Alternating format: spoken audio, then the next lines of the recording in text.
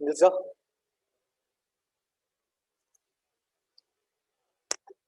मिर्जा बच्चे पिछले क्लास में क्या क्या डिस्कस करा था ये बताओ। Yes sir. पिछले क्लास में क्या क्या डिस्कस करा था। सर स्पर्मियोजेनेसिस और oogenesis। स्पर्मियोजेनेसिस या स्पर्मेटोजेनेसिस था। मतलब चलो स्पर्मियो हाँ, भी करा था, मेन मतलब स्पर्मेटो उसी था के ना। अंदर था स्पर्मेटोजेनेसिस। ठीक है, चलो एक टॉपिक रह गया था, स्पर्म रह गया था हमारा, है ना। यस ठीक है, सर। तो आज देखते हैं। चलो ड्रॉ करो साथ ही साथ, है ना।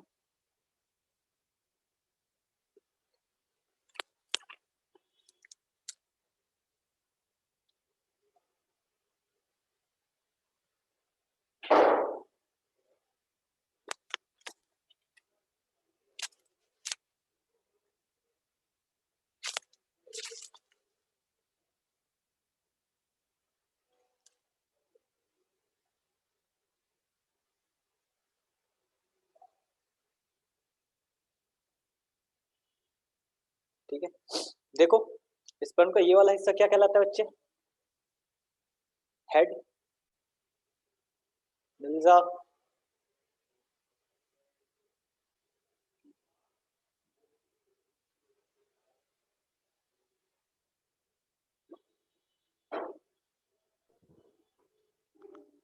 Sir you are not audible. हाँ देखो बच्चे ये वाला हिस्सा कौन सा क्या कहलाता है, सबसे ऊपर जो है हेड। स्पर्म का हेड। ठीक है, ये छोटा सा हिस्सा जो होता है ये हम वी कॉल इट नेक, है ना। The middle Yes. Portion is, क्या बोलते हैं इसे, मिडल पीस। मिडिल पीस, है ना। अच्छा, मिडिल पीस में एक स्ट्रक्चर देख रहे हो, एनसीईआरटी में डायग्राम दे रखा है ना। Yes sir. These are known as mitochondria, है ना, कॉन्ड्रिया। यस। ठीक है, और ये वाला जो हिस्सा है इसको क्या बोलते हैं, टेल, है ना। ठीक है, हेड में क्या होगा बच्चे, न्यूक्लियस होगा। एक्रोसोम, न्यूक्लियस और हाँ पहले तो न्यूक्लियस होता है, और इसका जो न्यूक्लियस होता है ना वो एन होता है ना। और हेड के ऊपर ना एक पोर्शन होता है इस तरह का। ठीक है, इस वाले एरिया को क्या बोलते हैं हम, एक्रोजोम, है ना। क्या बोलते यस हैं बच्चे, एक्रोजोम, जोम। है ना। देखो बस काम की चीज यही है, एक्रोसोम में काम की चीज क्या है, इसमें एक चीज पाई जाती है, इसको बोलते हैं स्पर्म लाइसिन। क्या बोलते हैं बच्चे, स्पर्म लाइसिन, है ना। सर आपकी आवाज बहुत कम आ रही है। बहुत कम आ रही है, एक सेकंड। अब वॉइस सही है, देखो पहले से बेहतर है सर। पहले से बेहतर है। ठीक है, बीच में वॉइस कटे तो बोलना, ठीक है। जी सर। चलो देखो, एक्रोसोम में ना एक चीज पाई जाती है, इसको क्या बोलते हैं, स्पर्म लाइसिन बोलते हैं ना। यस। और इसका काम क्या होता है, ये डिसॉल्व द एग एनवेलप, है ना, डिसॉल्व द एग एनवेलप। ये अभी हम थोड़े देर के बाद ना फर्टिलाइजेशन टॉपिक देखेंगे, तो हम देखेंगे कि ये क्या, इसका मतलब क्या है ना। स्पर्म लाइसिन बेसिकली क्या करता है, एक्रोसोम स्पर्म को ओवम के अंदर एंट्री दिलाने में हेल्प करता है, स्पर्म को बेसिकली ओवम के अंदर एंट्री दिलाने में हेल्प करता है। ठीक है, तो सबसे ऊपर एक्रोसोम, उसके नीचे हेड, हेड में न्यूक्लियस, और ये जो नेक है, नेक में एक चीज पाई जाती है, इसको बोलते हैं सेंट्रियोल। यस। ठीक है, चलो ड्रॉ करो। जी सर।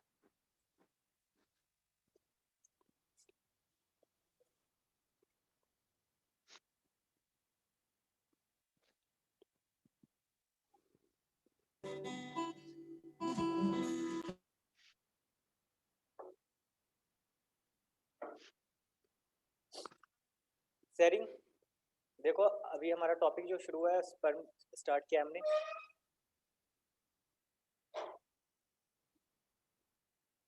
शेयरिंग बच्चे, आवाज आ रही है आपको। यस। ठीक है, देखो मैं चीजें जल्दी से बताता हूँ। देखो स्पर्म का ये वाला हिस्सा देख रहे हो, इसको क्या बोलते हैं बच्चे, हेड बोलते हैं हम, है ना। इसके ऊपर ये हिस्सा है, इसको बोलते हैं एक्रोसोम, है ना। एक्रोसोम के अंदर एक एंजाइम होता है जिसका नाम क्या है, स्पर्म लाइसिन। ये क्या करता है, स्पर्म को ओवम से फर्टिलाइज करने में हेल्प करता है। ठीक है, यहाँ नेक में क्या होती है, सेंट्रियोल। ये जो मिडिल पीस है, मिडिल पीस में क्या पाए जाते हैं, माइटोकॉन्ड्रिया। ये माइटोकॉन्ड्रिया का रोल बता सकते हो बच्चे, एनर्जी प्रोवाइड करता किस चीज के लिए एनर्जी प्रोवाइड करेगा। है, लोकोमोशन के लिए। हाँ, तो ये एनर्जी प्रोवाइड करेगा। और sperm is the only motile cell in the body ना, एनर्जी प्रोवाइड करता है किसको, स्पर्म को, है ना। मूव करने में, मोटिलिटी। ये टेल ऐसे ऐसे करके मूव करते रहते हैं ना। टेल का फंक्शन क्या है? मूवमेंट। कॉपी करो, हो जाए तो फिर आगे बात करते हैं।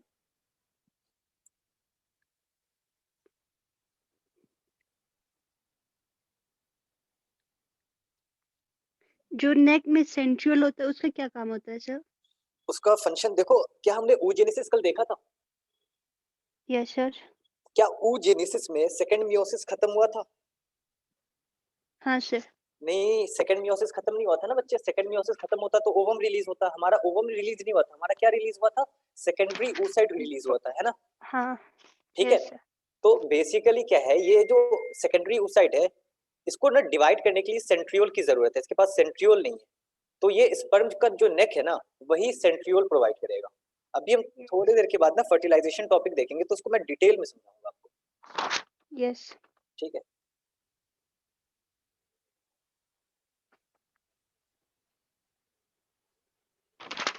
अच्छा, ईच क्वाइटस में, हर बार एक क्वाइटस में कितने स्पर्म रिलीज होते हैं? एनसीईआरटी डेटा दे रहा है ना, स्पर्म रिलीज्ड। कोई बता सकता है? मिलियन में होता अराउंड 2 मिलियन टू 3 मिलियन।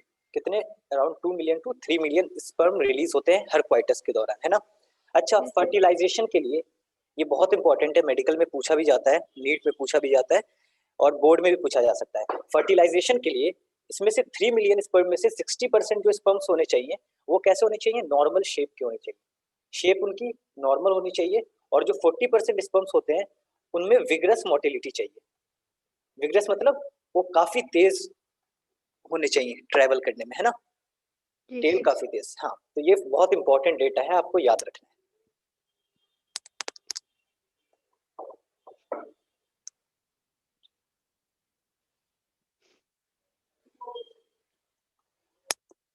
ठीक है, कॉपी कर लिया हो तो बता देना।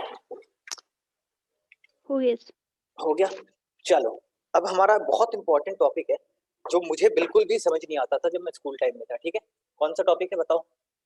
अगला टॉपिक। Menstrual cycle. ठीक। Menstrual cycle.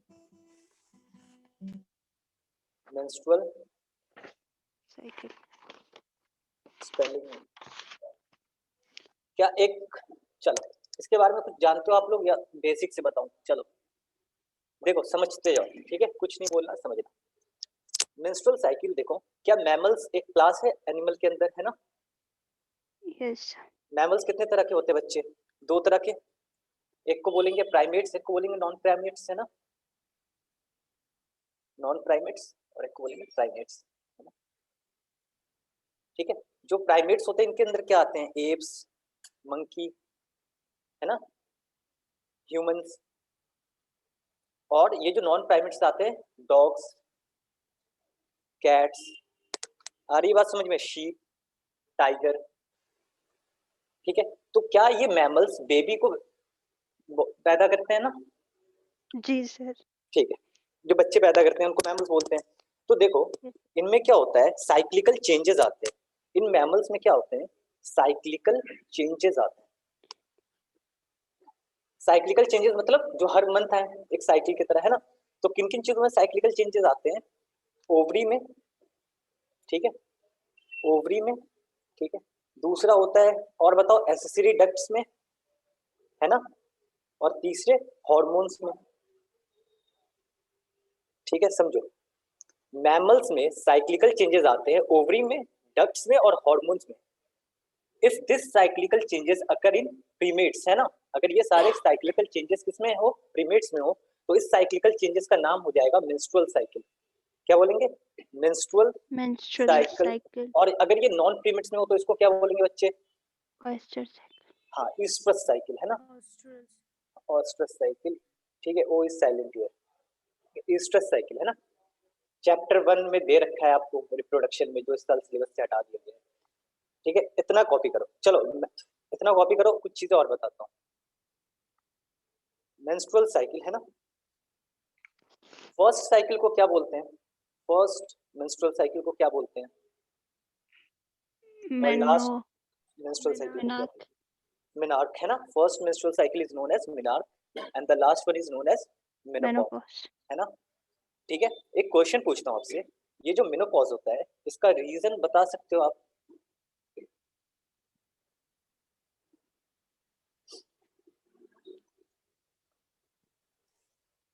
देखो समझो बच्चे, इसका रीजन तो बहुत कॉम्प्लेक्स है, लेकिन एक बार मेडिकल में पूछा जा चुका है नीट में।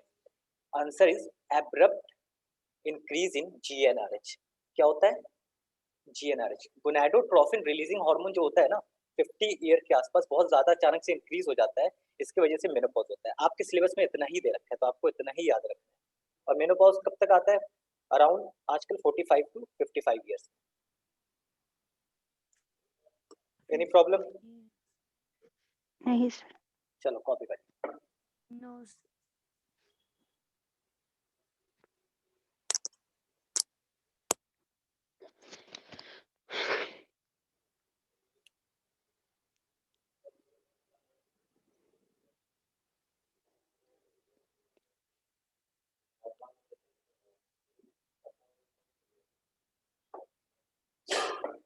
हो गया सर। हो गया। अच्छा समझो, एनसीईआरटी है सबके पास, page number, open your page number 50, है ना। यस। एक डायग्राम बना रखा है पेज नंबर 50 में। Yes sir. इजी लग रहा है, डिफिकल्ट लग रहा है, क्या कैसा लग रहा है ये बताओ? डिफिकल्ट। डिफिकल्ट तो चलो उस डायग्राम को भी सीख लेंगे, ठीक है, रटना नहीं है, सारी चीजें सीखते जाएंगे। देखो पहले ये डायग्राम मेरे साथ बनाते जाओ और एक एक करके सारे फिजिक्स समझाते जाऊंगा, ठीक है।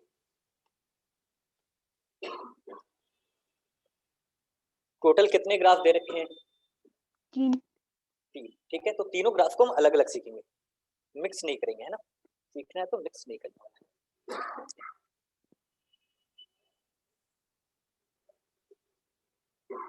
1 2 3, 3 रीजन दिखा दिए हमने, ठीक है। ऊपर ये यहाँ ये जो ग्राफ है सबसे ऊपर, ये किसको रिप्रेजेंट कर रहा है? पिट्यूटरी हार्मोन्स, है ना। Yes sir. Pituitary hormone level, है ना। सेकंड वन किसको रिप्रेजेंट कर रहा है? ओवेरियन इवेंट्स, है ना। ओवेरियन इवेंट्स, तो ओवरी के कुछ हार्मोन्स होते हैं या नहीं होते हैं? Yes sir. ठीक है, तो ओवेरियन हार्मोन लेवल भी लिख दूं।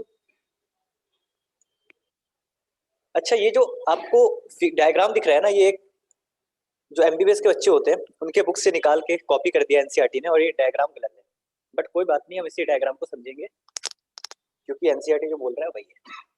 चलो लास्ट वन किसको रिप्रेजेंट कर रहा है? Uterine uterine events. इवेंट्स, ठीक है। चलो, और बीच में वहां पर मैं इसको 14th डे, है ना, ठीक है। अच्छा एक बात बताओ, मेंस्ट्रुअल साइकिल जो होता है ये कितने डेज का होता है? ये भी लिख लो। 5 to 7। 5 to 7 बच्चे, वेरी रॉन्ग आंसर, है ना। It 3 is to 5। नहीं, it last for 28 to 29 days, ठीक है। वो जो 3 to 5 डेज होता है ना, वो एक फेज होता है मेंस्ट्रुअल साइकिल का। यानी देखो समझो बच्चे, फर्स्ट डे शुरू हुआ, 28 डे पे खत्म हुआ, और फिर फर्स्ट डे शुरू हो जाएगा, समझ में आ रहा है। तो 28 to 29 डेज का साइकिल होता है, ना कि, और ये जो 3 to 5 डेज है ना, ये एक साइकिल का फेज है। अभी समझेंगे इस चीज को, कोई दिक्कत? नहीं सर। चलो नो सर। चलो आगे बात करते हैं। अच्छा, मेंस्ट्रुअल साइकिल कब शुरू होता है? कुछ बातें और करते हैं, है ना। मेंस्ट्रुअल साइकिल जो है वो कब शुरू होता है? कोई फीमेल है, मैं बना लूं?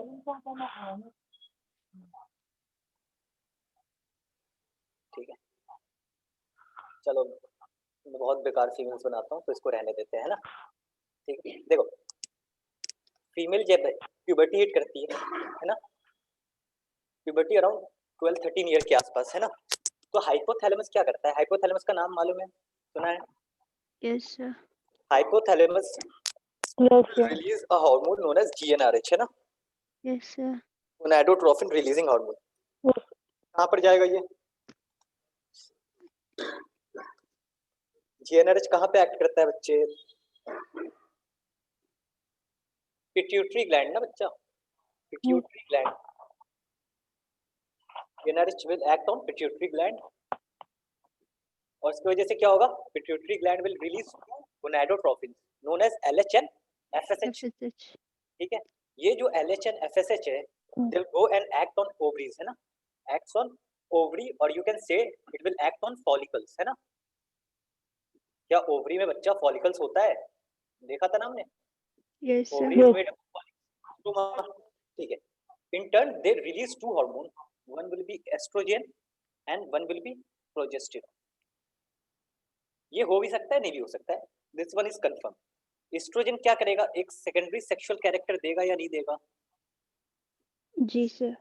ठीक है, सेक्सुअल कैरेक्टर देगा. जैसे जो भी फीमेल की हाई पिच वॉइस हो जाती है ना, ब्रेस्ट डेवलपमेंट जो भी है, सब इसकी वजह से आएगा. और इसी 13 ईयर में क्या होगा?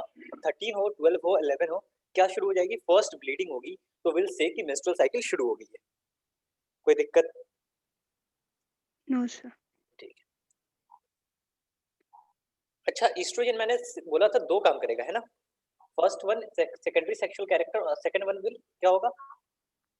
देखो, एक्ट ऑन होल बॉडी, पूरे बॉडी पे जाके सेकेंडरी सेक्सुअल कैरेक्टर करेगा, है ना. एंड सेकंड वन क्या है? Specially on endometrium, specially on endometrium lining. क्या हमने ओवरी में देखा था सबसे इनर लाइनिंग क्या थी? एंडोमेट्रियम थी या नहीं थी? जी सर. तो ठीक है, तो एस्ट्रोजन कहाँ पे ये करेगा? एंडोमेट्रियम लाइनिंग पे. कॉपी करो.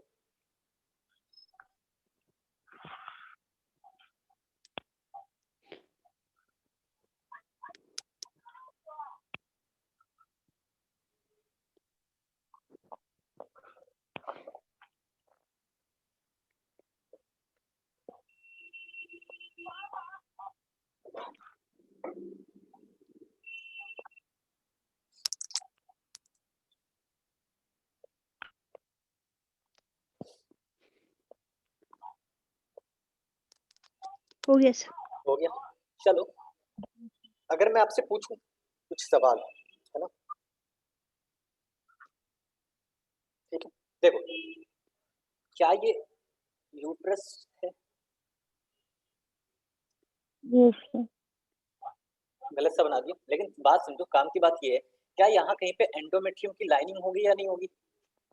Yes sir. बहुत आसान लेम लैंग्वेज में समझो. जैसे मैं क्लास 10th के बच्चों को समझा रहा हूँ, वैसे समझो कि मेंस्ट्रुअल साइकिल क्या होती है. ठीक है, ये एंडोमेट्रियम की लाइन है. अब एक बात बताओ, यहाँ पर स्पर्म और ओवम फ्यूज कर गए, है ना. Yes sir. और यहाँ पर मान लो एम्ब्रियो है ना. तो क्या एम्ब्रियो को यहाँ पर इम्प्लांट होना है या नहीं होना है? Yes sir. क्या एम्ब्रियो विल इम्प्लांट हियर? अब एक बात बताओ, अगर ये लाइनिंग थिन होगी, अगर ये लाइनिंग क्या है, थिन होगी, तो क्या इम्प्लांटेशन मान लो हो भी गया, लेकिन क्या ग्रोथ हो पाएगी? बेबी की डेवलपमेंट हो पाएगी? फीटस की डेवलपमेंट हो जाएगी? नहीं ना. ये एंडोमेट्रियम की लाइनिंग को क्या होना चाहिए? थिक होना चाहिए. यस. अच्छा, ठीक है, मान लो. तो समझो होता क्या है, ये फर्स्ट अभी साइकिल स्टार्ट नहीं हुई है. अभी क्या है, 13 ईयर हो गया है, बहुत सारे हार्मोन्स बॉडी में पहुंच गए हैं. तो ये हार्मोन्स क्या करेंगे? एंडोमेट्रियम की लाइनिंग को क्या करेंगे? थिक करेंगे. क्या करेंगे? ठीक. थिक करेंगे. अब देखो क्यों थिक कर रहे हैं? क्योंकि बॉडी को क्या लग रही है कि अब बॉडी रेडी हो गई है. किस चीज के लिए? प्रेगनेंसी के लिए, है ना. आ रही बात समझ में? लेकिन सपोज क्या हुआ, ओवम रिलीज हुआ, ठीक है, और ओवम अपनी जगह पे पहुंच गया यहाँ पर, ठीक है. और यहाँ से किसको आना था? स्पर्म को आना था या नहीं आना था? कहाँ पर आना था बेचारे को? यहाँ पे आना था, ठीक है. लेकिन स्पर्म तो आया ही नहीं, क्योंकि बच्ची तो अभी 13 साल की थी, ठीक है ना. तो क्या होगा? क्या फर्टिलाइजेशन होगा? फर्टिलाइजेशन होगा क्या? अगर स्पर्म नहीं आया तो नहीं होगा. No sir. फर्टिलाइजेशन नहीं तो एम्ब्रियो नहीं बनेगा. एम्ब्रियो नहीं बनेगा तो ये जो बॉल बनी थी, क्या ये वेस्ट हो जाएगी या नहीं हो जाएगी? Yes sir. मेन मकसद क्या था इस बॉल का? कि चीजों को क्या करना, मतलब बेबी को होल्ड करना, है ना. लेकिन ये वेस्ट हो गया, तो ये बॉल डिस्ट्रॉय होगी या नहीं होगी? Yes sir. क्या इसके अंदर अगर कोई चीज डिस्ट्रॉय होगी तो क्या इसके अंदर ब्लड वेसल सारी चीजें रिलीज होंगी या नहीं होंगी? Yes sir. तो समझ में आ गया ब्लीडिंग की तो रीजन समझ में आ गया ना. अब इतना ही समझते थे मेंस्ट्रुअल साइकिल यही होती है, ब्लीडिंग को. अब हम डिटेल में समझते हैं कि कितने फेज होते हैं और क्या क्या चीजें होती हैं. कोई डाउट? नहीं सर. No sir. तो देखो, अब हम एक एक करके सारे फेजेस को समझते हैं. सबसे पहला फेज होता है हमारा menstrual phases. Heading will be phases of menstrual cycle. phases of menstrual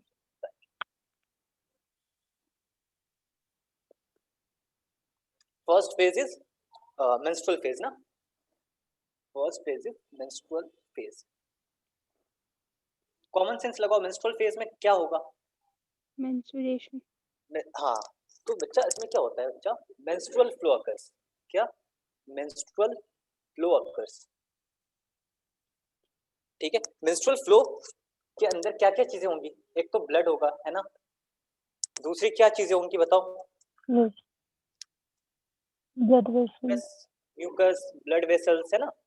serous fluid, basically अलग अलग तरह के फ्लूइड होंगे, म्यूकस होगा, ब्लड वेसल होगा, ब्लड होगा. अच्छा, ये एनसीईआरटी में नहीं दे रखा है, but just for the fact कि कितने ब्लड रिलीज होता है, 45 ml to 100 ml blood release हो सकता है. ठीक है, तो अच्छे खासा ब्लड लॉस हो सकता है, इसलिए अच्छे से खाना पीना चाहिए, जूस वगैरह पीते रहना चाहिए. ठीक है, चलो समझो. तो मेंस्ट्रुअल फेज में क्या होगा? मेंस्ट्रुअल फ्लो अकर होगा. मेंस्ट्रुअल फ्लो में ब्लड रिलीज होगा, म्यूकस, सीरस फ्लूइड, ये सारी चीजें रिलीज होंगी. ब्लड कितना रिलीज हो सकता है? 45 ml टू 100 ml. कोई दिक्कत? नहीं. अच्छा, एक खास बात, ये आपके मेडिकल के लिए बहुत इंपॉर्टेंट है. ये मेंस्ट्रुअल फेज कब होगा? अभी समझाया था ना, only if egg is not fertilised. Only egg is not fertilised. अगर फर्टिलाइजेशन हो गया तो क्या दिक्कत है? होगा ही नहीं. ये तभी होगा जब क्या होगा? एग फर्टिलाइज नहीं होगा. नहीं होगा. कोई दिक्कत? नहीं. ठीक है. अच्छा, एक यहाँ पर क्वेश्चन आपको नीट का कराऊंगा, लेकिन पहले और चीजें समझाऊं. ठीक है. अच्छा, ये क्यों हुआ? मेंस्ट्रुअल फ्लो क्यों हुआ? ये दूसरा सवाल तो ये है ना, क्या क्या होता है इसमें, तो ये सारी चीजें होती है. हुआ क्यों है? तो क्यों हुआ है बताओ? Endometrium layer degenerate. Break down हुआ है ना? ब्रेक डाउन हुआ है. किसका ब्रेक डाउन हुआ है? दो चीजों का ब्रेक डाउन हुआ है. एक तो होता है endometrium lining of the uterus, है ना? Endometrial lining of the uterus, है ना? और सेकंड वन विल बी, बताओ दूसरी क्या चीज होगी? ओवम. ओवम. अरे ओवम का ब्रेकडाउन, अरे वो तो खत्म हो गई ओवम, अब वो 2 दिन में ही खत्म हो गई. देखो, ब्लड वेसल नहीं होगा क्या ब्रेकडाउन? यस. तो कोई कभी कभी छोटी चीज भी सोच लेनी चाहिए ना. चलो, अच्छा एक बात कह सकता हूँ, अगर मान लो लैक ऑफ मेंस्ट्रुअल फेज हो रहा है, अगर किसी विमेन में मेंस्ट्रुअल फेज नहीं हो रहा है, तो हमें क्या समझ में आता है इससे? चांसेस हैं fertilisation. Indication of pregnancy. It indicates कि प्रेगनेंसी हो चुकी हो सकती है ना? यस. ठीक है, लेकिन क्या ये 100% ट्रू है? क्या 100% ट्रू है? नहीं. ठीक है, इसके अगर लैक ऑफ मेंस्ट्रुअल फेज मतलब मेंस्ट्रुअल फेज नहीं हो रहा है, तो इसके और भी कारण हो सकते हैं. अदर रीजन की बात करें तो बता सकते हो क्या क्या हो सकते हैं अदर रीजन? अरे बच्चा, स्ट्रेस आजकल बहुत कॉमन रीजन है या नहीं? स्ट्रेस से सारी चीजें हो रही है आजकल. पुअर हेल्थ, है ना? नरिशमेंट की कमी. ठीक है, ये सब. चलो इतना कॉपी करो, फिर हम आगे बात करते हैं.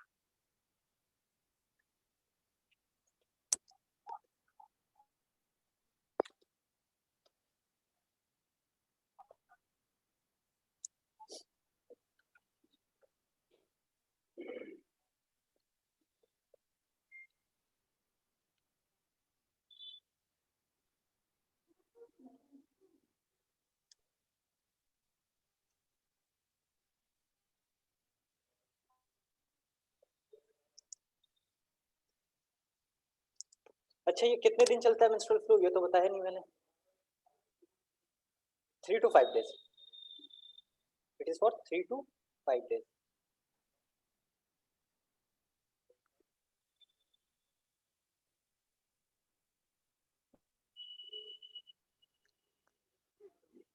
कॉपी कर लिया? Yes sir. इतने इंपॉर्टेंट लेक्चर में शेयरिंग गायब. चलो वापस आ गए. देखो समझो, अब ग्राफ को समझे. एक फेज समझ लिया तो ग्राफ को भी समझते हैं, है ना? तो देखो, फर्स्ट फेज इज क्या? मेंस्ट्रुअल फेज ना. तो ये मान लो डे 1 है. ये मान लो क्या है? 1 2 3 4 5 6 7 8 9 10 13 14. ठीक है, समझो ये यूटेराइन इवेंट. तो एक बात बताओ, मेंस्ट्रुअल फ्लो जब हो रहा है तो यूट्रस की जो वॉल है वो थिन होगी या थिक होगी? आपकी एनसीईआरटी है आपके पास? जी सर। हाँ जल्दी से ओपन कर लो। देखो ये यूट्राइन इवेंट पहले क्या होगी, थिक होगी ना वॉल, तभी तो थिन हो रही हाँ होगी। सर। तो देखो एनसीईआरटी देखो कितना खूबसूरत से बता रहा है। Let me change the format. ठीक है, देखो समझो, ऐसे एनसीईआरटी दिखा रहा है कि देखो थिक थी वॉल है ना, यस सर। ठीक है, उसके बाद देखो थिन होती जा रही है, ठीक है, कुछ इस तरह से। उसके बाद देखो आगे क्या होगी, वापस ब्लीडिंग हो गई, तो क्या ये वॉल जो है वो थिक होती जाएगी या नहीं होती जाएगी? कुछ इस तरह से, मैं ड्रॉ नहीं कर पा रहा हूँ लेकिन आप एनसीईआरटी में तो देख पा रहे होगे ना। यस। बेसिकली ये यस वॉल सर। क्या होती जाएगी, थिक होती जाएगी। कब तक थिक होती जा ठीक रही है। है? 28 डेज तक, है ना, नेक्स्ट 20 साइकिल जब तक नहीं चली। तो ये देखो क्या ग्राफ, देखो इस तरह से देखो, चीजें ऐसे डिक्रीज हुई शुरू के 5 डेज तक, है ना, उसके बाद देखो ग्रोथ हो रहा है या नहीं हो रहा है, आगे यस बस, सर। ठीक है। और यहाँ पर क्या हुआ, मेंस्ट्रुअल फ्लो हुआ, ब्लीडिंग हो गई, यहाँ पर क्या होगी, ब्लीडिंग, है ना, 5th डे तक हुई है। ये ग्राफ देख पा रहे हो? यस। यस। ठीक है, कोई दिक्कत? नहीं सर। तो फर्स्ट फेज इज क्लियर ना, यहाँ पर कोई ओवरियन हार्मोन और ये सारी चीजों की बात नहीं की थी हमने, है ना। आगे सेकंड फेज को डिस्कस करते हैं। सेकंड फेज क्या है बताओ, मेंस्ट्रुअल फेज के बाद कौन सा फेज आता है? फॉलिकुलर फेज या प्रोलिफरेटिव फेज, है ना, second phase is follicular phase. ठीक, फॉलिक्यूलर फेज या दूसरा इसका नाम है प्रोलिफरेटिव फेज, है ना। अच्छा, नाम में ही काम है। देखो नाम से क्या पता चल रहा है, फॉलिकुलर फेज में क्या होगा, फॉलिकल का डेवलपमेंट होगा या नहीं होगा? Yes sir. फॉलिकुलर फेज का मतलब यानी यस सर। 1 डिग्री फॉलिकल जो है विल कन्वर्ट इनटू मैच्योर या ग्राफियन फॉलिकल, है ना। यस। अच्छा, इसके बारे में कैरेक्टरिस्टिक बता सकते हो, can you tell the characteristic of Graafian follicle? कल बताया था पिछले क्लास में। यस सर, एक्सटर्नल थीका और इंटरनल थीका। ठीक है, नहीं वो तो 3 डिग्री फॉलिकल में बन गया था ना। मेन ग्राफियन फॉलिकल में क्या चेंज आया था? वो रप्चर होके सर जी वो कॉपर स्प्लिटिंग बनाना। ना ना बच्चा, मैं प्राइमरी फॉलिकल का स्ट्रक्चर कुछ इस तरह से बनाया था मैंने कि बीच में कुछ सेल्स थे, उसके ऊपर क्या आ गया, जोना ग्रैनुलस, पेलोसिस। सिर्फ ग्रैनुलोसस एक लेयर आया था, प्राइमरी फॉलिकल बोला था। उसके बाद 2-3 लेयर आ गए थे, multi layer secondary follicle, tertiary follicle में एंट्रम बन गया था, है ना। और मैच्योर फॉलिकल में एंट्रम का साइज क्या था, बहुत ही ज्यादा बड़ा। इंक्रीज हो गया था, है ना। यस। चलो रिवाइज करके रखो ना, रिवाइज नहीं करोगे तो कैसे चलेगा? ठीक है, तो यहाँ पर क्या है, primary follicle will convert into, sorry, mature follicle, ठीक है। अच्छा एक बात बताओ, क्या फॉलिकल स्टिमुलेटिंग हार्मोन की जरूरत होगी या नहीं होगी? होगी सर। ठीक है, तो क्या यानी यहाँ पर एफएसएच और एलएचएच, एफएसएच और एलएच गोनाडोट्रोफिन का यहाँ पर रोल होता है। यानी गोनाडोट्रोफिन जो होते हैं बच्चे, वो क्या करेंगे, फॉलिकल का डेवलपमेंट कराएंगे, स्पेशली विच वन, एफएसएच, है ना। ठीक है, ठीक है, चलो आगे बात करते हैं। अच्छा ये जो ग्रोइंग फॉलिकल है, ये जो ग्रोइंग फॉलिकल है, प्राइमरी सेकेंडरी, ये एक हार्मोन रिलीज करते हैं ना, growing follicle will release oestrogen, है ना, ठीक है। और LH will help in, LH increases the secretion of, देखो समझो एस्ट्रोजन। बच्चा, समझो प्राइमरी फॉलिकल को क्या किया जाएगा, मैच्योर फॉलिकल में कन्वर्ट हो जाएगा, एफएसएच हेल्प करेगा। और ये जो ग्रोइंग फॉलिकल है वो क्या सिक्रीट करेंगे, एक हार्मोन ईस्ट्रोजन, है ना। और ईस्ट्रोजन को और ज्यादा सिक्रीट करवाने वाला कौन सा हार्मोन है, एलएच। कोई दिक्कत? ठीक है, अच्छा एक तो फॉलिकुलर फिर कुछ पूछ रहे बच्चा, no sir. Any doubt? No doubt, no sir. चलो देखो नो सर। सेकंड क्या था, एक और नाम क्या था ना, प्रोलिफरेटिव फेज। तो देखो proliferative word come from proliferation, इसका मतलब क्या होता है, ज्यादा होना, है ना। तो देखो क्या एंडोमेट्रियम की लाइनिंग ऐसे इंक्रीज होती जा रही है या नहीं होती जा रही है, पहले छोटी सी लाइनिंग थी एंडोमेट्रियम की, अब देखो कैसी होगी लाइनिंग, काफी थिक। अभी समझाता हूँ।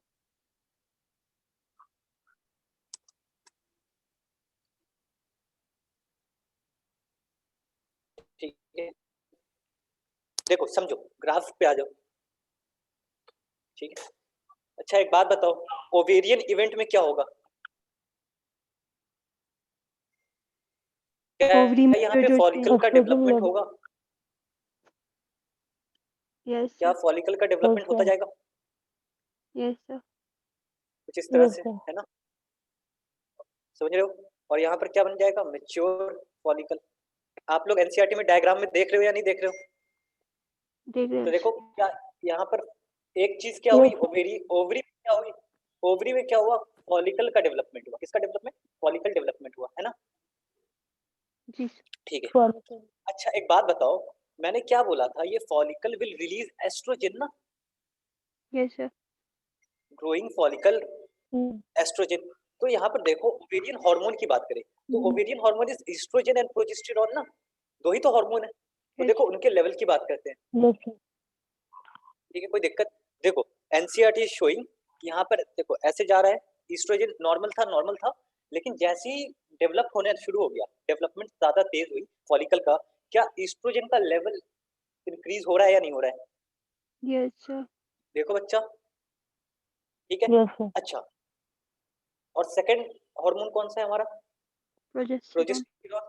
देखो प्रोजेस्टेरॉन के लेवल प्रोजेस्टेरॉन। क्या नहीं है, है ना, यस, यस सर, ठीक। उसके बाद ऊपर दो हार्मोन है, पिट्यूटरी हार्मोन, है ना, तो उनका जो देखो शुरू में क्या थे, कम थे, नॉर्मल लेवल था दोनों हार्मोन का, है ना, ठीक है, ठीक है, धीरे थे वो हल्का सा डिक्रीज हुआ, है ना, कोई चेंज आया पिट्यूटरी हार्मोन में, नहीं हुआ। क्या सेकंड फेज क्लियर है, फॉलिकुलर फेज। यस सर, अच्छा, और दूसरा नाम क्या था, प्रोलिफरेशन। तो देखो क्या प्रोलिफरेशन हो रहा है, ये देखो क्या हो रहा है ना प्रोलिफरेशन, यस सर। यस ठीक है, सर।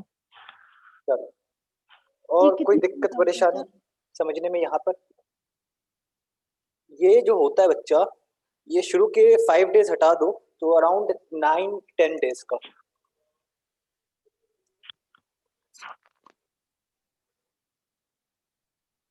ठीक है। आप इसको ड्रॉ करने की जरूरत नहीं है, आप ड्रॉ भी कर सकते हो, ठीक है, अभी समझ लो चीजों को। आप एनसीईआरटी को देखते हुए ड्रॉ करना, मैं बहुत गंदा सा बना है। चलो तीसरा फेज को हम डिस्क्राइब करें,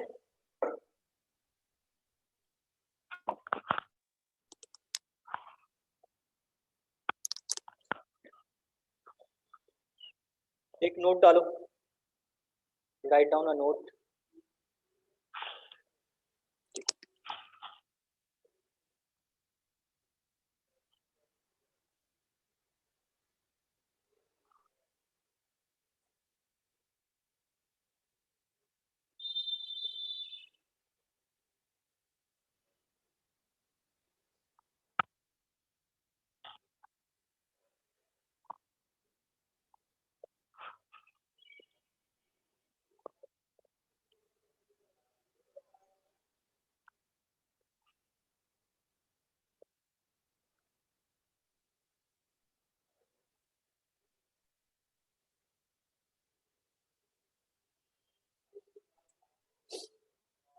अच्छा एक बात बताओ, क्या यहाँ पर ये जो फेज है बच्चा, यहाँ पर चेंजेस किस में आ रहे हैं, ओवरी के अंदर, है ना, और यूट्रस के अंदर, ओवरी के अंदर, है ना, और ये यूट्रस के अंदर, अरे बोलो हाँ या ना, यस सर, ठीक है, तो समझो, these changes in the ovary and uterus are induced by changes in the level of pituitary और and ovarian hormone। ये जो चेंजेस आ रहे हैं वो किसकी वजह से आ रहे हैं, तो पिट्यूटरी हार्मोन की वजह से, याद देखो, can you see these two pituitary hormone, है ना, और दूसरा ओवेरियन हार्मोन, कौन सा ओवेरियन हार्मोन, ईस्ट्रोजन, अभी समझाया ना ग्राफ में, देखो एस्ट्रोजन हार्मोन और ये दो हार्मोन है ना, एक LH है एक FSH है, यस ठीक है। चलो, एक और फेज होता है, तो थर्ड फेज इज, कोई बता सकता है बच्चा?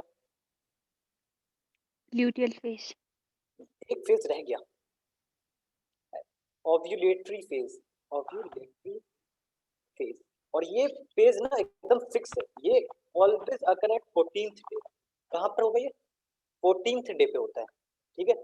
यानी ब्लीडिंग शुरू हुई फर्स्ट डे, उसको कंसिडर करेंगे, उसके बाद ब्लीडिंग कभी भी खत्म हो जाए, ये जो 14th डे है ना, इस पे क्या होता है? ओव्यूलेशन होता है, इसी को क्या बोलते हैं? ओव्यूलेटरी फेज, ठीक है। समझो होता क्या है, 14th डे पे क्या होता है, जो LH और FSH का लेवल ना, level of LH and FSH will increase drastically. यानी जो LH और FSH है ना, अपने पीक पे होंगे, पीक समझते हो, मैक्सिमम यस सर लेवल है ना। और ये LH की जो पीक है ना, इसी को will call it LH surge, yes will call it LH surge है ना, क्योंकि सर्ज हुआ, बहुत ज्यादा LH रिलीज हो गया है ना अचानक से, इसलिए इसको LH सर्ज बोलेंगे। एंड इसकी वजह से क्या होता है बच्चा? रप्चर हो जाता है, जो ग्राफियन फॉलिकल है ना अपना, क्योंकि यस सर LH बहुत ज्यादा हो गया, तो इस ग्राफियन फॉलिकल को ये रप्चर हो जाएगा इस LH की वजह से। समझ में आ रहा है? और ग्राफियन फॉलिकल में से एक चीज निकलेगी, उस चीज का नाम क्या है? ओवम ओवम नहीं बच्चा, द पिछले सेकेंडरी क्लासेस, ओसाइट हाँ, तो इस प्रोसेस को बोलेंगे ओव्यूलेशन, एंड जो चीज रिलीज होगी वो वो सब सेकेंडरी साइड। क्या अभी तक ओवम बना? नहीं। देखो यस फीमेल की सर कहानी शुरू कहाँ से हुई थी? जब वो फीटस है ना, फीटस में यस उसका ओवम बनना की प्रोसेस शुरू हो गई है ना, लेकिन भाई यस प्यूबर्टी भी आ गई, प्यूबर्टी भी आ गई, तब भी ओवम नहीं बना। ओवम कब बनेगा? जब स्पर्म पहुंच जाएगा इस सेकेंडरी ओसाइट के पास में। अभी बताया था ना, क्योंकि इसके पास आगे डिवाइड करने के लिए सेंट्रियोल ही नहीं है, तो सेंट्रियोल कौन लाएगा? ये स्पर्म देगा। आगे बात समझ में? तो कितना लंबा एक ओवम निकलने की प्रोसीजर कितनी लंबी चली है। यस अगर किसी फीमेल के बॉडी में 30 साल 35 साल में एंटर कर रहा है स्पर्म, तो ओवम तब जाके बनेगा। कोई दिक्कत ओव्यूलेटरी? यस ठीक है, कोई दिक्कत? नहीं sir. ठीक है। अच्छा, अगला फेज कौन सा है, यहीं पे डिस्कस करते हैं, फिर ग्राफ देखते हैं ना। ल्यूटियल, ल्यूटियल या फिर सेक्रेटरी फेज, ल्यूटियल या सेक्रेटरी फेज है ना। कोई बता सकता है कुछ इसके बारे में?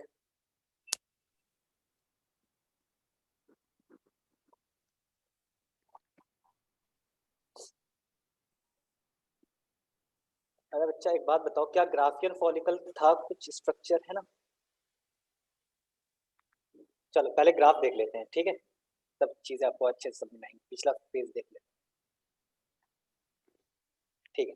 चलो हम ग्राफ पे वापस आते हैं, है ना। मैंने क्या बोला था, 14th डे पे क्या होगा? ओव्यूलेशन होगा या नहीं होगा? देखो, यस sir. देखो यहाँ पर 14th डे है, ओव्यूलेशन हो गया, ठीक है, ओव्यूलेशन हो गया। अब देखो ये ग्राफियन फॉलिकल था, अब ग्राफियन फॉलिकल से क्या निकल गया? सेकेंडरी ओसाइट निकल गया, तो अब ग्राफियन फॉलिकल का एक नया नाम दे देंगे, और उस नए नाम का नाम क्या हो जाएगा? कॉर्पस ल्यूटियम, Corpus luteum ठीक है। नहीं आई बात समझ में? तो yes इसको क्या बोलेंगे हम? Corpus luteum, corpus luteum. luteum धीरे धीरे अगर प्रेगनेंसी नहीं हुई, अगर प्रेगनेंसी नहीं हुई, तो धीरे धीरे कॉर्पस ल्यूटियम क्या कर जाएगा? डीजेनरेट होने लगेगा, degenerate ठीक है। और एक सबसे छोटा सा कॉर्पस ल्यूटियम दिख रहा है एनसीईआरटी में, हाँ सर ठीक है। इस सबसे छोटे से कॉर्पस ल्यूटियम का नाम है यस सर कॉर्पस एल्बिकेंस। देखो एनसीईआरटी कॉर्पस एल्बिकेंस दिखा रहा है डायग्राम के थ्रू, लेकिन कभी नाम नहीं दे रहा है। तो मेडिकल में पूछ लिया जाता है, बोर्ड में पूछा जा सकता है, ठीक है, तो सिलेबस के बाहर का नहीं है, सिलेबस में। बेसिकली कॉर्पस ल्यूटियम का फर्दर नाम क्या हो जाएगा आगे, वन वर्ड में अगर बताया जाए तो कॉर्पस एल्बिकेंस, है ना। yes sir. ठीक है, तो ये देखो ये वाला फेज क्या है? ओव्यूलेटरी फेज है। इसके आगे की बात कर रहे हैं, इसके आगे की हम ल्यूटियल या सेक्रेटरी फेज की बात कर रहे हैं, कोई दिक्कत? ठीक है, तो देखो समझो, तो इसमें क्या है, जो ग्राफियन फॉलिकल है, क्या वो डीजनरेट हो गया है? तो इसमें जो ग्राफियन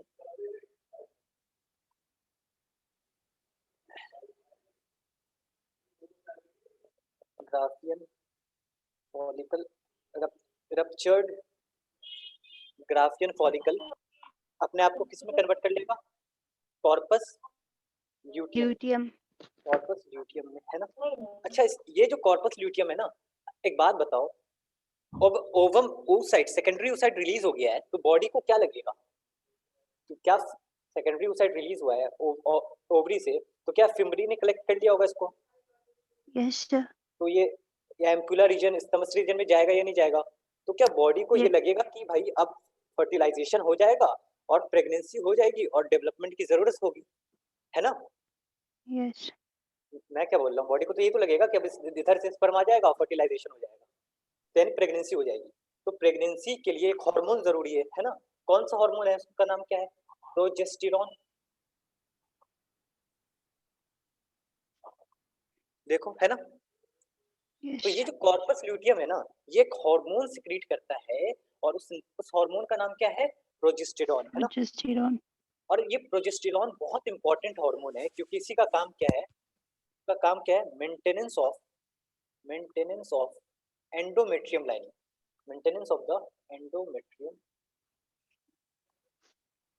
अरे एक बात बताओ, एंडोमेट्रियम जो है लाइनिंग है, ये जो अंदर की तरफ एंडोमेट्रियम लाइनिंग है, इसको कौन सिग्नल देगा कि बेटा अभी तुम्हें रहना है, डिजेनरेट नहीं होना है? तो सिग्नल कौन देगा? प्रोजेस्टेरॉन ही अगर है बॉडी में, तो प्रोजेस्टेरॉन क्या बोलेगा? एंडोमेट्रियम लाइनिंग तुम टूटो मत, अभी तुम्हारी जरूरत है, इसलिए इसको क्या बोलेंगे? और इसी एंडोमेट्रियम लाइनिंग से क्या होगा? फीटस का डेवलपमेंट, अटैचमेंट होगा या नहीं होगा? Yes sir. तो कहने का फीटस यहाँ पे गलत बोल दिया मैंने, लेकिन कोई बात नहीं। देखो सर। प्रोजेस्टेरॉन, देखो समझो, ये प्रोजेस्टेरॉन को इसलिए बोलते हैं प्रेगनेंसी हार्मोन। क्या बोलते हैं? Pregnancy hormone. Pregnancy hormone. हाँ बोलिए, क्या बोल रही हैं आप? कौन है? कुछ पूछ रहे थे कोई? No sir. नहीं sir। चलो, तो अब ग्राफ को देखते हैं, है ना? अच्छा देखो, मैंने क्या बात करी थी कि 14th डे पे देखो ये चीज हुआ, ग्राफियन फॉलिकल रप्चर हो गया। तो क्यों हुआ था? क्योंकि LH और FSH का लेवल बहुत इंक्रीज हो गया था ना। तो ये देखो, क्या ये LH दिख रहा है आपको?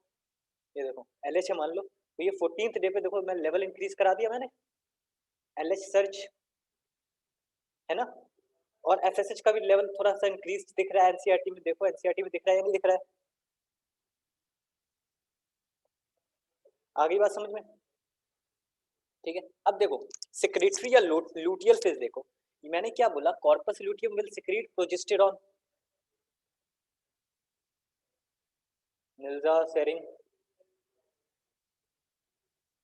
Yes sir. तो ये प्रोजेस्टेरॉन सिक्रीट करेगा बच्चा। यस तो क्या प्रोजेस्टेरॉन का लेवल हाइक करेगा या नहीं करेगा? तो प्रोजेस्टेरॉन Yes, क्या sir. यहाँ से अचानक से इंक्रीज हो जाएगा या नहीं? देखो ग्राफ दिखा रहा है इंक्रीज होते हुए एनसीईआरटी। हाँ सर।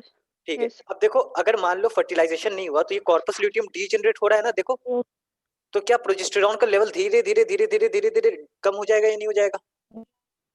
ठीक है, और धीरे धीरे देखो ईस्ट्रोजन का लेवल भी यस फाइनली कम हो जाएगा। ठीक है, अब वापस, अब देखो ये एंडोमेट्रियम की लाइनिंग देखो एकदम थिक हो गई थी, फर्टिलाइजेशन नहीं हुआ तो ये एंडोमेट्रियम की लाइनिंग क्या होने लगेगी? थिन होने लगेगी या नहीं होने लगेगी? और ब्लीडिंग होने यस। लगेगी। कोई दिक्कत? नहीं सर। ठीक है, नो समझो। तो लूटियल फेज या सेक्रेटरी फेज समझ में आ गया क्या होता है इसमें? बेसिकली कॉर्पस ल्यूटियम बनता है और वो प्रोजेस्टेरॉन रिलीज करता है ना। ठीक, अब समझो एक चीज और, कुछ छोटी मोटी बातें समझो। अगर प्रेगनेंसी हो गई, अगर प्रेगनेंसी क्या हो गई फर्टिलाइजेशन हो गया, तो ये सारे इवेंट स्टॉप हो जाएंगे या नहीं हो जाएंगे? और यस सर। वहां पर कॉर्पस ल्यूटियम क्या डीजनरेट करेगा? अगर प्रेगनेंसी हो गई तो क्या कॉर्पस ल्यूटियम डीजनरेट करेगा? नो सर विल रिमेन, है ना? तभी तो ये प्रेगनेंसी हार्मोन रिलीज करता रहेगा और एंडोमेट्रियम की लाइनिंग बनी रहेगी और बट बेबी का यस। डेवलपमेंट होता रहेगा, है ना? यस तो बस हो गया हमारा एक बार मेंस्ट्रुअल साइकिल कंप्लीट। कॉपी करना है, कुछ रह गया था कॉपी करना, तो जल्दी से कॉपी करो। सर जी वो ओव्यूलेटरी फेज थोड़ा रिपीट करेंगे। ओव्यूलेटरी फेज समझाऊं? यस सर देखो बच्चा, कुछ नहीं है ओव्यूलेटरी फेज में। देखो ग्राफ देखो, ओव्यूलेटरी फेज में क्या है, जो 14th डे पे ना, मैं सारी चीजें फिर से समझाऊं। देखो फर्स्ट से लेकर 5th डे तक इसको क्या बोलते हैं, मेंस्ट्रुअल फेज। यहाँ पर देखो एंडोमेट्रियम की वॉल जो है वो ब्रेक हो गई, तो ब्रेक हो गई तो ब्लड वगैरह लॉस हुआ, म्यूकस वगैरह लॉस हुआ और एंडोमेट्रियम लाइनिंग ब्रेक होने लगी, तो इसी को क्या बोला, मेंस्ट्रुअल फेज बोला, है ना। कोई Yes, दिक्कत? sir. ठीक है। Yes. अच्छा अच्छा, एक चीज और मैं बता दूं, चलो उसका दूसरा फेज क्या होता है, फॉलिकुलर फेज या प्रोलिफरेटिव फेज। देखो फॉलिकुलर फेज में देखो क्या फॉलिकल का डेवलपमेंट हो रहा है, यहाँ देखो फॉलिकल डेवलप कर रहा है या नहीं कर रहा है, Yes, sir. ठीक है। अच्छा फॉलिकल डेवलप कर रहा है तो क्या ये ईस्ट्रोजन रिलीज करेगा, Yes, sir. तो देखो ईस्ट्रोजन का लेवल इंक्रीज हो रहा है या नहीं हो रहा है, देखो, Yes, sir. ठीक है। और दूसरा इसका नाम क्या था, प्रोलिफरेटिव फेज, तो मतलब प्रोलिफरेशन ऑफ यूटेरस का वॉल, तो देखो क्या यूटेरस का वॉल प्रोलिफरेट हो रहा है 13th डे तक पूरा, है ना, Yes, sir. ठीक है। अब देखो अब Yes. थर्ड फेज पहुंचते हैं, ओव्यूलेटरी फेज, है ना। तो ओव्यूलेटरी फेज में देखो क्या हुआ, तो ये शुरू अचानक से LH और FSH का लेवल बहुत ज्यादा इंक्रीज हो गया, है ना, LH और FSH का लेवल इंक्रीज हो गया और LH मैक्सिमम पे था, इसको बोलते हैं LH सर्ज, और इसकी वजह से क्या हो गया, ओव्यूलेशन हो गया। ओव्यूलेशन में ओवम नहीं सेकेंडरी साइड निकलेगा, तो देखो यहाँ पर देखो ये रहा 14th day, can you see the 14th day, है ना, और यहाँ पर देखो Yes. सेकेंडरी साइड निकल गया। अच्छी, कोई दिक्कत? No, sir. ठीक है। तो रप्चर ऑफ ग्राफियन ओव्यूलेशन के फेज में क्या हुआ, ग्राफियन फॉलिकल का रप्चर हुआ, क्यों रप्चर हुआ, क्योंकि LH सर्च हुआ था, और ये सारी बात होगी। अब देखो अगली बात, देखो अगली लास्ट फेज क्या था, ल्यूटियल और सिक्रेटरी फेज।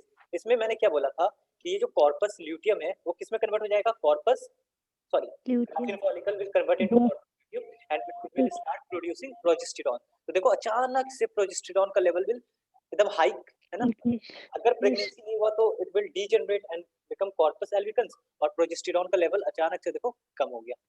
और क्या ये एंडोमेट्रियम की लाइनिंग थिकनिंग होती रहेगी अंटिल 28 डेज ना, लास्ट डे जब तक नहीं पहुंच जाएगा। अगर प्रेगनेंसी नहीं होती वापस से ब्लीडिंग। Yes. अब कोई दिक्कत बच्चा? No, sir. No sir. चल, तो बोर्ड्स के लिए प्रीवियस ईयर के क्वेश्चंस कर रहे हो या नहीं कर रहे हो? No sir, अभी नहीं कर रहा। तो साथ ही साथ करते जाओ ना, ज्यादा टाइम नहीं है, सारे एनसीईआरटी को क्लियर करता जा रहा हूँ आपके, ठीक है। अभी स्कूल में प्री बोर्ड चल रहा है ना Yes, सर, इसीलिए। अच्छा चलो कोई बात, टेक योर टाइम। आगे बात करें, अगला क्या है हमारा, अगला टॉपिक है फर्टिलाइजेशन एंड इम्प्लांट। थोड़ा जल्दी जल्दी कराऊंगा इस टॉपिक को, ठीक है, ध्यान से समझते जाना। कॉपी करना है कुछ? नहीं सर। कुछ नहीं करना कॉपी ना, तो चलो चीजों को खुद याद स्टार्ट। सब लिखना बहुत जरूरी है बच्चा, नहीं लिखोगे तो बहुत दिक्कत में चले जाओगे, ठीक है। अगला last topic is second last topic of today is fertilisation and implantation. Fertilisation पहले विल डिस्कस ना फर्टिलाइजेशन, क्योंकि टाइम बहुत Yes sir. Hello. चलो अगर बात करें तो कहाँ पर होता है, एम्प्यूलरी रीजन। क्या मुझे ड्रॉ करके दिखाना होगा एम्प्यूलरी रीजन? मैंने बहुत बार बता रखा है स्ट्रक्चर No में। sir. तो एम्प्यूलरी पहले एनसीईआरटी क्या बोल रहा था, पहले एनसीईआरटी बोलता था ये एम्प्यूलरी स्टमक जंक्शन होता है, मतलब कहाँ पर होता है, एम्प्यूलरी Ampullary stomach junction पे। 2016 में 2016 में इस बात को गलत कर दिया एनसीईआरटी ने बोला एम्प्यूलर रीजन पे होता है, ठीक है। Yes sir. एक क्वेश्चन अगर मैं पूछूं आपसे, एक बोर्ड का क्वेश्चन पूछूं मैं कि why all copulation does not lead to why all copulation does not, ये बोर्ड का क्वेश्चन है, board lead to pregnancy, answer बताओ।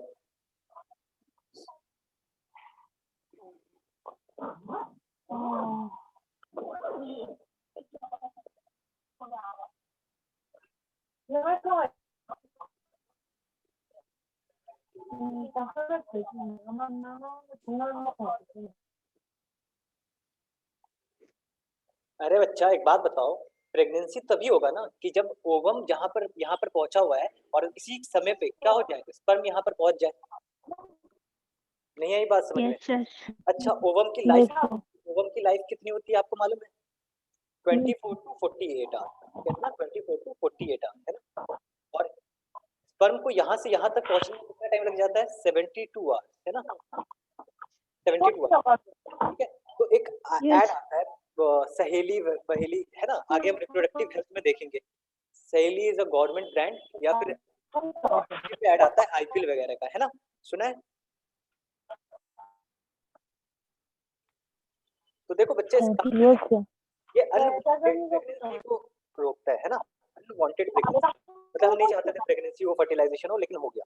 तो स्पर्म को कितना टाइम लग रहा है, 72 आवर्स लग रहे हैं या नहीं, यहाँ से यहाँ पहुंचने में। उससे पहले हम ये टैबलेट खा लेंगे, ये पिल खा लेंगे, तो ये बेसिकली स्पर्म को डिस्ट्रॉय कर लेगा, इसलिए इसको क्या बोला जाता है, 72 आवर्स में खा लेना चाहिए।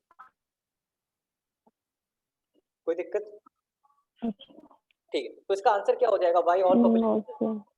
सर वो ओवम है वो फिम्ब्रेस से मतलब यूट्रस में जाने के लिए 24 आवर्स लगाता है। ना ना, इसकी लाइफ होती है, मतलब ओवम यहाँ से निकला बच्चा, तो यहाँ से भले कितने दिन तक जिंदा रहेगा निकलने के बाद, तो बच्चा 1 से 2 दिन, मैं ये बोल रहा था, लाइफ की बात कर रहा था, कितने दिन तक जिंदा रहेगा। Okay sir. तो देखो आंसर लिख रहा हूँ, fertilisation only occur if the ovum and sperms are, if the ovum and sperms transported simultaneously, है ना, एक ही साथ दोनों ट्रांसपोर्ट करे ही जाएंगे तभी हो पाएगा, है ना।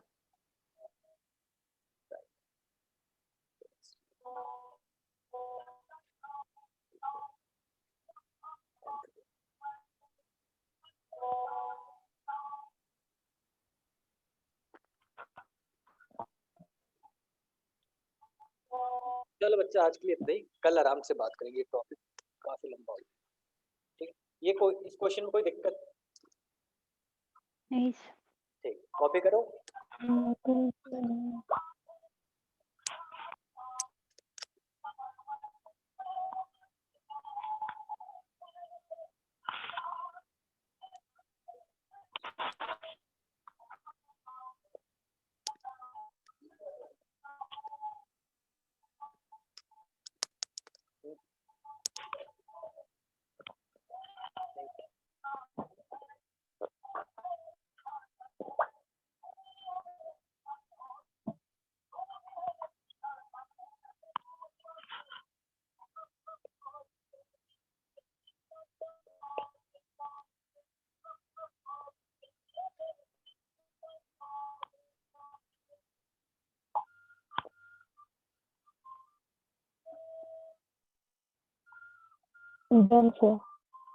अच्छा, मैंने बोला था आपको कि एक क्वेश्चन पूछूंगा लास्ट में, है ना, मेंस्ट्रुअल फेज के टाइम पे। यस सर, कहाँ ध्यान रहता है तुम लोगों का। वो नीट करके आपने बोला था। हाँ चलो,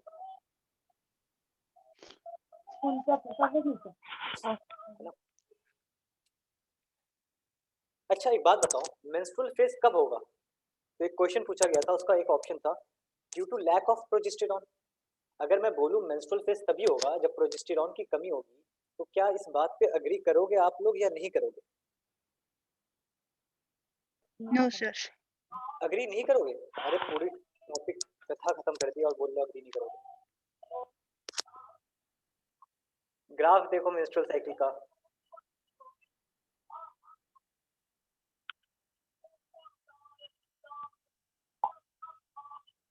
अरे बच्चा ये देखो, एंडोमेट्रियम लाइनिंग जो ब्रेक हो रही है, ये किसकी वजह से हो रही है, जब प्रोजेस्टेरॉन का लेवल खत्म हो जा रहा है ना, तो ब्लीडिंग या मेंस्ट्रुअल साइकिल शुरू की वजह किस वजह से हो रही है, प्रोजेस्टेरॉन का लेवल कम हो गया, तो एंडोमेट्रियम लाइनिंग ब्रेक हो गई और ब्लीडिंग हो गई। तो फर्टिलाइजेशन से भी नहीं होने की वजह से भी तो हो रहा है। तो फर्टिलाइजेशन नहीं हुआ तभी तो ये प्रोजेस्टेरॉन का लेवल कम हुआ ना, ऑप्शन हार्मोन के बेसिस पे रहा, ऑप्शन में हार्मोन रहे, फर्टिलाइजेशन ना रहे, ठीक है। चलो आज के लिए इतना ही, ठीक है, कल मिलते हैं।